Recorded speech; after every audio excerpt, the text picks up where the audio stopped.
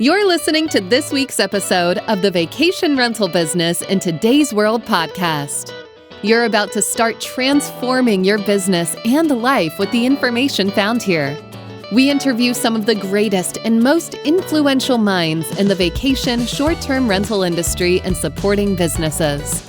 The information found here is a combination of brain science, transformational thinking, safety and loss prevention, and vacation short-term rental knowledge and experiences, all rolled into one to help you and your business to achieve levels you never thought possible. I am glad you are here, and now please welcome your host, Eric Thibodeau. Hello, everyone, and welcome back to the Safer VRs podcast. I hope you're doing well. I wanted to do a follow-up from my last week's podcast where I talked about the VRMA Spring Forum and my experiences at the Ask Expert table. If you didn't catch it, go back and listen to it because I think it'll be helpful as we go into this week's discussion. And just a quick recap is basically I had, 2 out of 31 people stop by the table where I was going to talk or take questions about how to be proactive in managing safety in your vacation rental. And like I said, 6% of the people that stopped actually walked by, read the tag, and then only 2 of them stopped. And I talked about that last week and went into a little more detail about that. However, this week I'd like to share a little bit more about as we dig deeper into some of these issues. And this is more than just talking about, the issues that were raised last week. This is not about just issues with smoke detectors or pool depth markers or stair treads or openings and holes or all of these physical hazards that we create or maybe damage that the property or guests create or just a host of issues that come up that create unsafe conditions or unsafe acts that either guests or we do or our employees do. There's something below that level about what's happening. And this is what I'd like to talk about a little bit today. As you probably have heard me reference, I got certified as a neuro coach. Back in December 2021, I was certified as a neuro coach after spending a year of working on understanding brain science and how that works and just working with clients to understand what's going on. And it's not just a behavior issue or a knowledge issue or a task issue. It gets way much more deeper than that. And certainly we won't have time to cover all that today, but I'm just going to kind of introduce this particular topic and where we talk about it, because I'm going to talk about it from a safety perspective today. However, there's much more in depth. I could talk about this from a revenue management standpoint, from a leadership standpoint, from any aspect of your life, money, anything we could talk about here. But when I go back and look at these specific maybe safety issues or the 2 property managers that stopped by, it was really about when I think and analyze a situation, I find it pretty consistent out here. And what I mean by that is really most of what we know and do that's in our lives were formed years back, depending on our age, when we were younger. And it could have been through some experiences, through some situations, training that really taught us or formed what's known as your identity and how your subconscious mind has taken this and created shortcuts. And, our brain's really a great thing. It protects us. And we have to take the opportunity to understand when it's protecting us from maybe physical harm. And that's not what we're talking about today. But when it's doing its job, we know it's doing its job in protecting us and keeping us from doing those activities that we think we need to do or we know we need to do, but we won't do it. And let me start off with an example. So if I asked you, hey, I'd like you to go, I have a bicycle here. I want you to jump on the bike and ride down the road or down the street. I think you would be able to just do that. You wouldn't even have to think about it. You just jump on the bike and go. And how is that? You know, why is it that you can do that really fast? Because you learned to ride a bike probably when you were 5 or 6 or 4 or 7. We rode bikes quite a bit when I was younger, um, and riding a bike was no big problem. And what happened, and we didn't know it at the time, was our brain saw that, hey, Eric's going to ride a bike. And so it learned all the mechanisms and maneuvers, everything I needed to do to ride a bike, to maintain balance, to steer it, and it just worked. And so my brain said, okay, I'm going to program that because Eric rides bikes a lot. Maybe you ride bikes a lot. And I'm going to do that. So when he's ready to ride a bike, he doesn't really have to think about it. He just does it. Okay. And so that's how your brain works. It does these activities. And maybe another situation around money or finances, because most of 78% of people in the US have money issues, living paycheck to paycheck. We grew up where money was tight, or we heard these expressions that money doesn't grow on trees. You have to work hard for your money. It's not easy to get money. And you could fill in the blanks maybe of the stories that you experienced. And then what it did, just like riding the bike, your brain programmed those particular messages from authority figures. It could have been your parents, your grandparents. It could have been a mentor. It could have been a teacher. Any of these authoritative figures have provided information that said, hey, money's hard to come by. Next thing you know, your brain's storing this information and saying, now, hey, be careful with money. Don't spend money. Don't do this. And it's really trying to safeguard you. And it's happening in your life. It's affecting your choices, right? Because our thoughts we have thoughts that drive our emotions and become our beliefs. This is what we've done here, a money belief or riding a bike belief, that now these beliefs are ingrained in our subconscious mind, and they now affect our decisions, which impact our actions and our results. And these just happen and fire automatically, just like when I said, hey, do you want to ride a bike? Whether there was a bike in the room or not, you probably thought, hey, what's it like to ride a bike? Or I'm going to ride a bike. And your brain started kind of preparing you to ride that bike. It does the same thing every day in your life, my life, and you're just not aware of it. We're not aware of it. And so the same thing happens with safety when we're in our properties or when we're at our homes or when we're in the car. We do these actions or reactions, whether they could actually be things that we are not conscious that we're doing.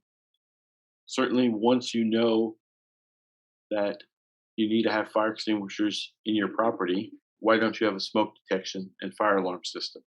Or you have a tripping hazard that you've recognized or it's been brought up and you haven't fixed it because your brain kind of gets in there and says, okay, well, it tries to keep you safe. Don't spend that money. You don't need that. It could be a number of things that are showing up undetected that are basically stopping you from doing these particular activities. And that could be taking a look at the safety issues in your property and how are you addressing these.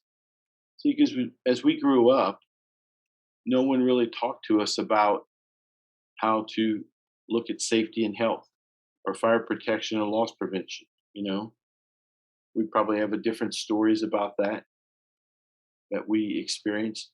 However, it's not one of these things that we grew up with, so it's not in our subconscious mind. And so it's not part of our identity or our values. And so now when we take a look at, hey, I need a fire extinguisher, it kind of relies on that's the thinking part of my brain. I'm doing a checklist. I see this here and say, okay, I'm missing a fire extinguisher. I have a tripping hazard on my walkway. I'm missing a guardrail on my stairs, on my balcony, whatever it is. The prefrontal cortex, the front of your brain, is the thinking part, and it starts thinking about how am I going to solve that problem. Okay, and it wants to solve the problem, and unless somehow you've been trained or you are able to then take that and say, okay, well, I'm going to go to the store right now and I'm going to get a fire extinguisher, or I'm going to call right now my contractor to fix this issue. If you don't take quick action, right, your subconscious mind will then take you to a different place, right? It will come in and you won't think about it anymore because basically the subconscious mind rules your life and your body, right? It tells it what to do, even though you've said, hey, I don't want to do that, or yes, I want to do that. Unless it's part of your identity or your values, you will struggle. Doesn't mean you won't be able to overcome it. Doesn't mean that you couldn't just attack the issue right then and resolve it. However, lots of times in our days, we have lots of things going on. I see that tripping hazard on the walkway. I'm going to fix that tomorrow, which I have a podcast I did earlier that later is a lie. And you may want to go back a few sessions and listen to that because later never comes. Later's a lie. So here we find how our subconscious mind is really trying to protect us or it is running our lives. Um, and it really is something that we need to take a look at and consider. Because I'm just talking about a safety and loss prevention issue. I could have the same conversation about um, tell me how your limiting beliefs are holding you back from revenue management, and how are you improving revenue management. We could fill the blank and talk about any of these particular topics. So today I wanted to bring this up and say, hey, there's something more at work when we're dealing with safety and health issues or any of our business issues or issues in life. Okay, this is about how our brain works and how it is guiding us to keep us safe, right? And how it is working every day in our lives. Sometimes we know about it, sometimes we don't. When I started going through training and started sitting in sessions and we started talking about issues, the words I said and the actions that I did, but most of the words I said were definitely indicative of what I was experiencing. And basically from there you can kind of dive into a particular situation. Because remember, everything starts with a thought. I think something, like I think I see, right? I see this issue. And even if I back up for a second, there's three forms of consideration. One is I have to be aware, right? Once I'm aware of, I know that tripping hazards exist. I know that I have to have a fire extinguisher. Awareness is the first level to resolve any issue.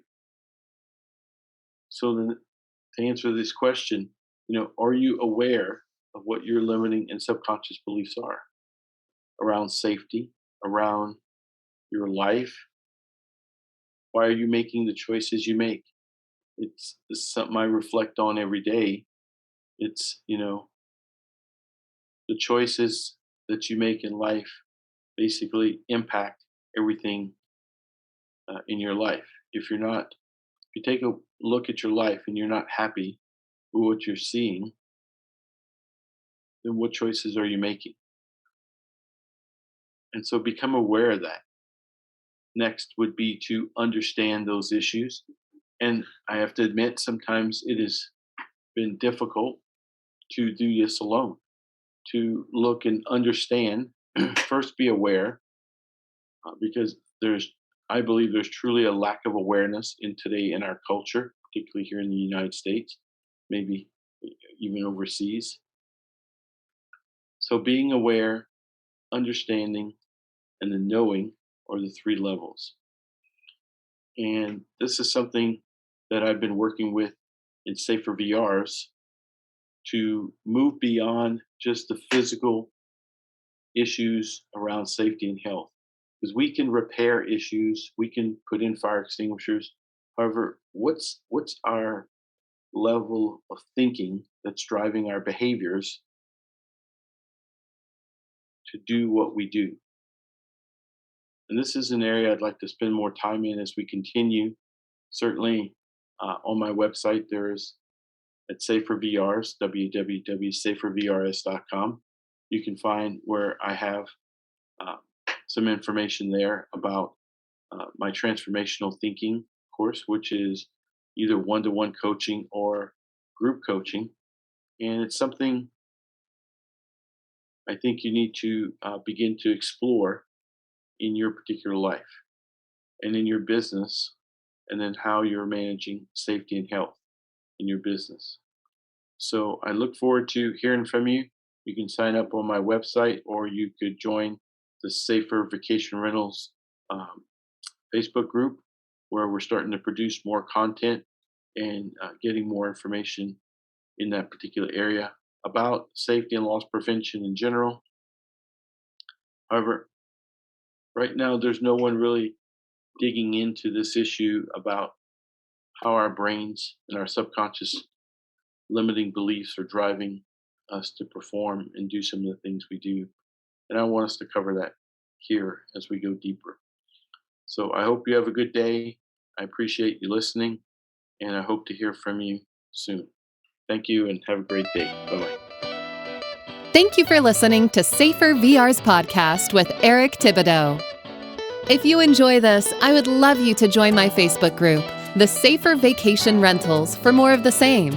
You can also join our email list at www.safervrs.com.